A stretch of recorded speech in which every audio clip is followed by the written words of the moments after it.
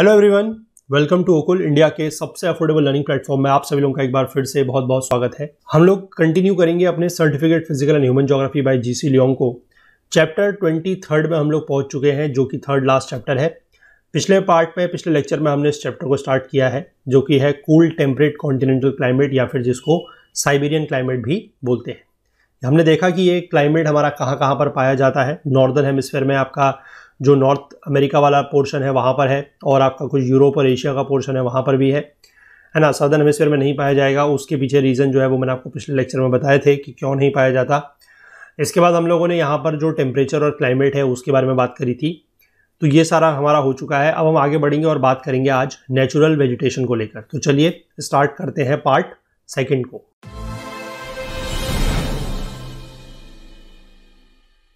देखिए, natural vegetation में क्या बोला है कि no other trees are so well adapted as the conifers to withstand such an inhospitable environment as the Siberian type of climate. यानी कि यहाँ का जो क्लाइमेट है वो बहुत ज़्यादा इनहॉस्पिटेबल है। इनहॉस्पिटेबल मतलब आप कह सकते हैं सिंपल शब्दों में अनफेवरेबल, है ना, बिल्कुल भी फेवरेबल नहीं है। तो ऐसे क्लाइमेट में जो बिल्कुल भी फेवरेबल नहीं है, अनफेवरेबल है, वहाँ पर कॉनिफेरस जो ट्रीज हैं, है ना, वही सिर्फ यहाँ पर बहुत बढ़िया तरीके से अडेप्ट कर सकते हैं और यही ग्रो कर सकते हैं। बाकी और कोई भी ऐसे ट्री नहीं है जो यहाँ पर अडेप्ट कर सके और इस क्लाइमेट में ग्रो कर सके। The coniferous forest belts of Eurasia and North America are the richest sources of softwood for use in building construction, furniture, matches, paper and pulp, rayon and other branches of the chemical industry. तो ये जो coniferous forest है उससे हमें क्या मिलता है? हमें हार्डवुड नहीं मिल रही है, हमें यहाँ पर मिल रही है अब सॉफ्टवुड। तो सॉफ्टवुड को भी हम लोग कुछ बिल्डिंग कंस्ट्रक्शन में यूज़ कर सकते हैं, है ना। फर्नीचर उससे बनाया जा सकता है। मैचेस मतलब जो माचिस की तिल्लियाँ होती हैं वो बनाई जा सकती है। पेपर एंड पल्प मतलब वुड से क्या बनाया जाएगा? पल्प बनाया जाएगा, उसके थ्रू पेपर बनाया जा सकता है। और रेयन बनाया जा सकता है, और कुछ और चीज़ें जो है केमिकल इंडस्ट्री के लिए वो इस तरीके की सॉफ्टवुड से बनाई जा सकती है। वर्ल्ड्स के द ग्रेटेस्ट सॉफ्टवुड प्रोड्यूसर जो है दे आर यूएसएसआर, मतलब आज की डेट में आप बात कर लीजिए तो Russia, USA, Canada and the फेनो स्कैंडियन कंट्रीज, यानी कि जो फिनलैंड, नॉर्वे, स्वीडन है, ये यहाँ से सबसे ज़्यादा हमें क्या मिलती है? सॉफ्टवुड मिलती है। In the production of wood pulp by both chemical and mechanical methods USA is the leader, यानी कि सबसे ज़्यादा जो वुड से पल्प बना रहा है, जिसको आगे जाके पेपर बनाया जाएगा जिससे, उसके लिए यूएसए सबसे आगे है, यूएसए उसमें लीडर है। But in the field of newsprint Canada has outstripped all other producers, accounting for almost half of the world's total annual production. Newsprint मतलब जो कागज बनाया जा रहा है ना। वुड का पल्प तो यूएसए सबसे ज्यादा बना रहा है, लेकिन कागज जो सबसे ज्यादा बना रहा है वो कौन है? Canada. The more accessible coniferous forest have reached the limit of production, but the relatively inaccessible taiga of Siberia will remain the richest reserve of temperate softwood। जो मोर एक्सेसिबल कॉनिफेरस फॉरेस्ट है, more accessible क्यों है? क्योंकि यहाँ पर सिर्फ यही सारे उग सकते हैं, है ना। ये अपने प्रोडक्शन की लिमिट तक पहुंच चुके हैं, मतलब जितना भी प्रोडक्शन इनसे हो सकता था मैक्सिमम वो हो रहा है। लेकिन फिर भी अगर हम बात करें कि जो साइबेरिया का इनएक्सेसिबल टैगा है, will remain the richest reserve of temperate softwood, तो ये अभी भी जो है सबसे ज़्यादा आपको सॉफ्टवुड का कहीं पर रिजर्व अगर मिलेगा तो वो इसी रीजन में मिलेगा। There are 4 major species of the coniferous forest. 4 species या 4 प्रजातियां जो कॉनिफेरस फॉरेस्ट की हैं। एक तो है उसमें से पाइन, उसमें भी अलग अलग हो सकते हैं, white pine, red pine, Scots pine, jack pine, lodgepole pine, ये सब। फिर हो गए फिर, जिसमें डगलस फिर, बल्सम फिर, है ना, स्प्रूस, लार्च, ये सारे के सारे हैं। They are the species of the coniferous forest.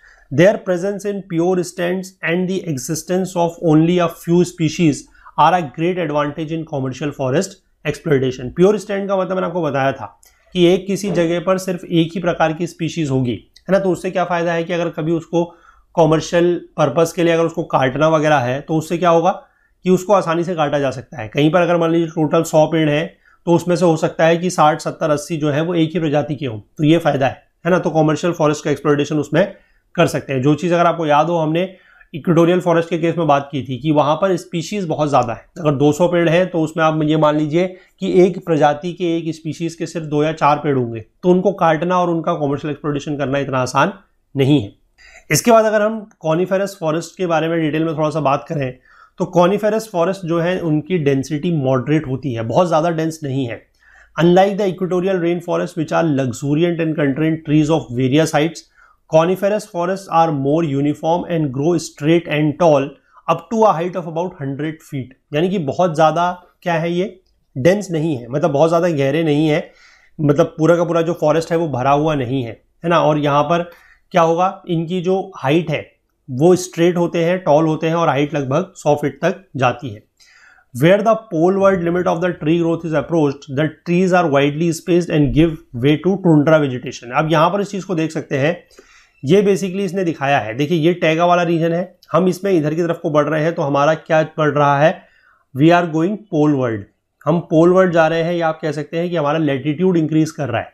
तो जैसे जैसे यहाँ पर टैगा है फिर यहाँ पर डेंस कॉनिफेरस फॉरेस्ट आएगा। उसके बाद जैसे जैसे आप आगे की तरफ को बढ़ते जाएंगे, मतलब नॉर्दर्न हेमिस्फीयर की तरफ को बढ़ते जाएंगे, पोल्स की तरफ को, तो ट्रीज थोड़ा सा स्कैटर होते चले जाएंगे, है ना, छोटे होते चले जाएंगे, ड्वार्फ विलोज, बर्च अपियर, इस तरीके के पेड़ दिखाई देंगे।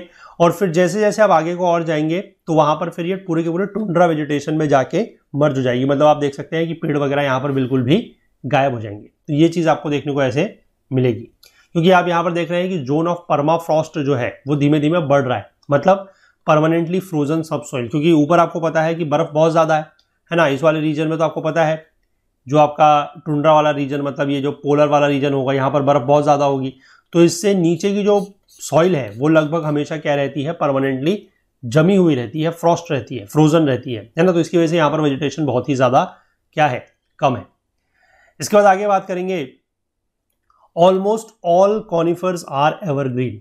ऑलमोस्ट मतलब लगभग सारे के सारे जितने भी कॉनिफर्स हैं वो कैसे होते हैं, सदाबहार होते हैं, एवरग्रीन होते हैं। The low annual temperature with more than half the year below the growing point temperature of 43 degree Fahrenheit means that evergreens are an advantage. यहाँ पर क्या हो रहा है कि एनुअल टेम्परेचर जो है वो कम है ना, साल के आधे समय से ज़्यादा जो इनका टेम्परेचर रहता है, मतलब यहाँ पर जो एनुअल टेम्परेचर रहता है वो 43 डिग्री फ़ारेनहाइट से कम रहता है। 43 degree Fahrenheit is the average growing temperature, मतलब जिस टेम्परेचर पे ये उगते हैं तो उससे टेम्परेचर कम रहता है। तो उसकी वजह से क्या होगा, बहुत ज़्यादा गर्मी नहीं पड़ रही है, टेम्परेचर बहुत नहीं बढ़ रहा है, तो ये हमेशा एवरग्रीन रहते हैं। Growth can begin as soon as growing point is reached in spring. अब ग्रोथ स्टार्ट कब होगी, जब ये टेम्परेचर 43 डिग्री सेल्सियस या फ़ारेनहाइट के आसपास जब टेम्परेचर पहुंचेगा तब। ये कॉनिफर जो है इसका 2 ईयर का फ्रुक्टिफिकेशन साइकिल होता है। 2 ईयर्स का मतलब जैसे हर सीजन में इसमें फ्रूट्स वगैरह नहीं आएंगे, है ना, 2 साल में एक बार आता है। Seeds are pollinated in 1 year and dispersed in the following year. तो एक साल में पॉलिनेशन होगा, अगले साल में डिस्पर्जन होगा, तब ये पूरा का पूरा जो साइकिल है वो ऐसे चलता है। और there is no annual replacement of new leaves as in the deciduous trees. Deciduous trees में क्या होता है कि एक सीजन ऐसा होता है जब ऑटम सीजन होता है जनरली, कि सारे के सारे पत्ते गिर जाते हैं, ट्रीज बिकम नेकेड, और उसके बाद फिर दोबारा से सारे के सारे नए पत्ते आते हैं। तो एनुअल रिप्लेसमेंट ऑफ लीव्स उसमें होता है, लेकिन यहाँ पर ऐसा नहीं है, एनुअल रिप्लेसमेंट नहीं होगा। Same leaf remains on a tree for a long as 5 years, यानी कि 5 साल तक भी पेड़ में एक ही पत्ते जो है वो बने रह सकते हैं। जो इनके पेड़ों की ट्रंक होती है, यानी कि जो तने होते हैं, वहां पर फूड स्टोर किया जाता है। और जो बार्क होती है, बार्क मतलब जो वो तनों के बाहर से या ट्रंक के बाहर से जो एक लेयर्स की होती है जिसको छाल बोलते हैं, है ना, वो काफी थिक होती है to protect the trunk from excessive cold. और वो ट्रंक को एक्सेसिव ठंड से, एक्सेसिव कोल्ड से बचाने के लिए थोड़ा सा क्या होती है, थिक होती है। अगला जो फीचर है वो ये है कि conifers are conical in shape. इसका जो शेप है वो कोनिकल होता है, मैं आपको पहले ही बता चुका हूं कि इस तरीके का होता है ना। This is another adaptation to survive the subarctic climate. The sloping branches prevent snow accumulation which may snap the trees. It also offers little grip to the winds. अब इसमें होगा क्या कि अगर मान लीजिए ये ऐसा रीजन है जहां पर बहुत ज्यादा बर्फ वगैरह पड़ती है, तो यहां पर अगर बर्फ पड़ेगी तो इससे एक स्लोप मिलेगा बर्फ को, और वो बर्फ जो है फिर नीचे की तरफ को क्या कर जाएगी, चली जाएगी, बह जाएगी, है ना। अगर मान लीजिए ये कोई ऐसा पेड़ होता है जो थोड़ा सा फ्लैट सा होता, तो इसके ऊपर अगर बर्फ जम जाती तो क्या होता, फिर वो निकल नहीं पाती, उससे पेड़ भारी होता, और स्नैपिंग ऑफ द ब्रांचेस, मतलब जो भी इसके शाखाएं वगैरह हैं वो टूट सकती थी, भारी हो जाती बर्फ से तो वो टूट सकती थी। लेकिन उसी से बचने के लिए इन्होंने ऐसा अडेप्टेशन किया हुआ है इस प्लांट ने, इस ट्री ने, कि ये कैसा होता है, कोनिकल शेप का होता है।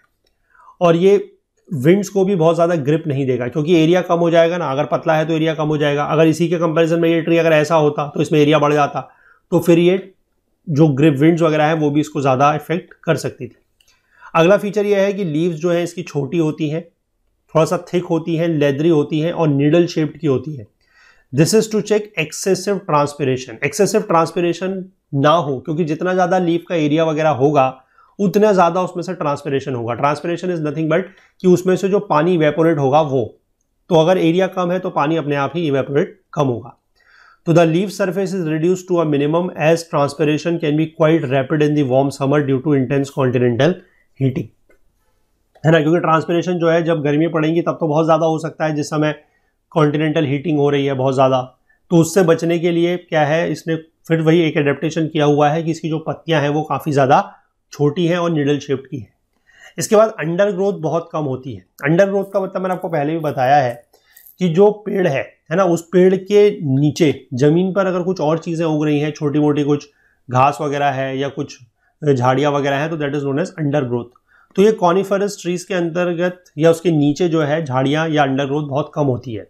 जो पोर्टजोलाइज्ड सॉइल्स हैं of the coniferous forest are poor, जो इसकी पोर्टजोलिक सॉइल्स है वो बहुत ज़्यादा पुअर है, वो एक्सेसिवली लीज्ड हो चुकी हैं और बहुत ज़्यादा एसिडिक है।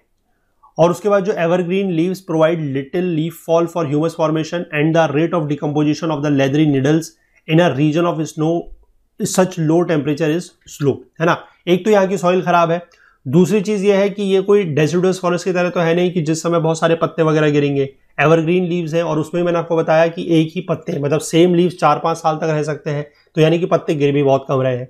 पत्ते अगर गिर कम रहे हैं तो फिर क्या होगा, डिकम्पोजिशन कम होगा, है ना। एक तो पत्ते कम गिर रहे हैं, इसकी वजह से डिकम्पोजिशन कम होगा, तो ह्यूमस नहीं फॉर्म होगा, और ह्यूमस अगर फॉर्म नहीं होगा, ऑर्गेनिक कंटेंट अगर फॉर्म नहीं होगा, तो सॉइल आपकी फिर पुअर रहेगी। एक चीज तो ये हो गई।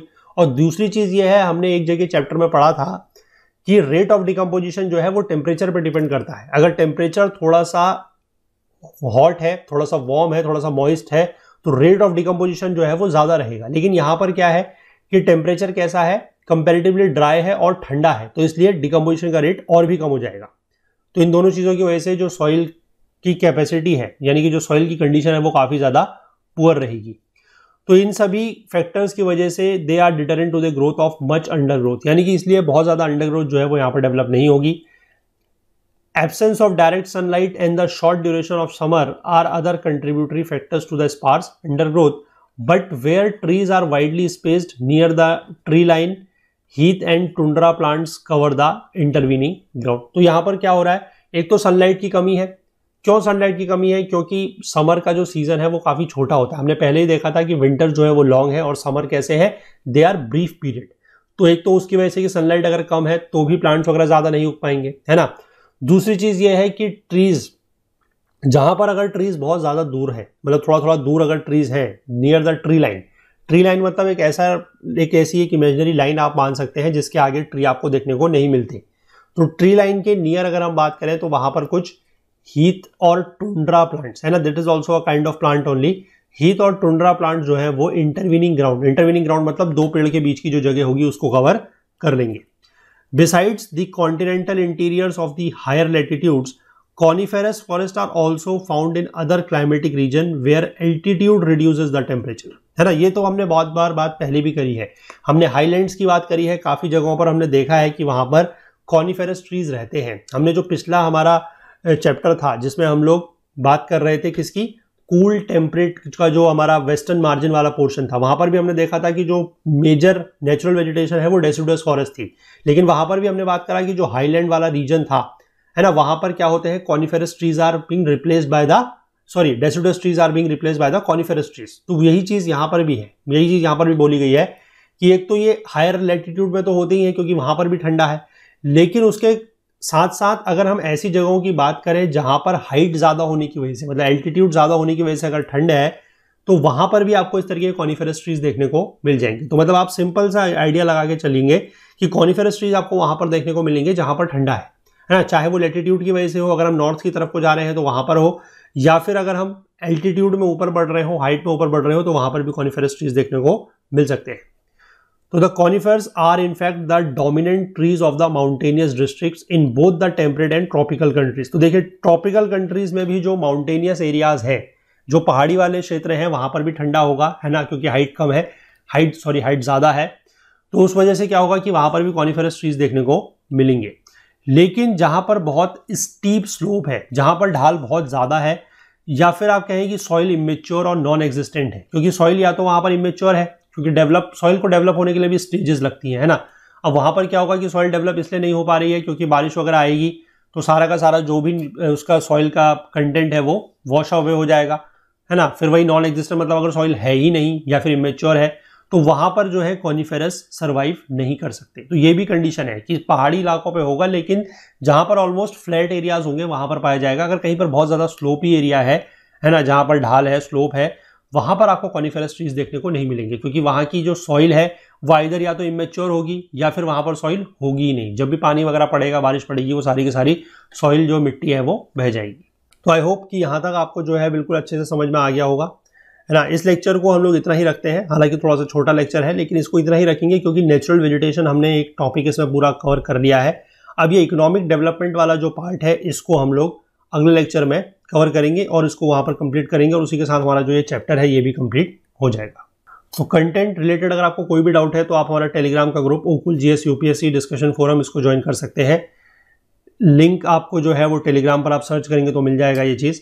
फुल कोर्स में आप लोगों ने तो एनरोल किया हुआ है क्योंकि आप लोग तभी ये वीडियोस देख पा रहे हैं। अगर आप लोग चाहते हैं कि आपके फ्रेंड्स वगैरह भी इस तरीके के कोर्स में एनरोल हो जाएं तो आप भी उनके साथ ये जो लिंक्स वगैरह हैं उनको ज़रूर शेयर कीजिएगा। फुल कोर्स में आप लोगों ने एनरोल किया हुआ है, अगर आपको कोर्स को एक्सेस करने में कोई भी प्रॉब्लम आ रही है, कोई भी टेक्निकल इशू आ रहा है, तो आप हमसे support@okul.co हमारी ओकुल हेल्प डेस्क ईमेल आईडी उसके थ्रू कांटेक्ट कर सकते हैं, या फिर आप हमें अपने सजेशंस या तो नीचे कमेंट सेक्शन में लिख दीजिए, या फिर आप हमें फेसबुक, इंस्टाग्राम, लिंक्डइन या ट्विटर के थ्रू भी अपनी बात जो है हम तक पहुंचा सकते हैं। तो चलिए मिलेंगे अगले लेक्चर में, इस चैप्टर को कंप्लीट करने की कोशिश करेंगे। तब तक के लिए अपना बहुत बहुत ध्यान रखिएगा। Please do take care of your self. Thank you, have a nice day, bye bye.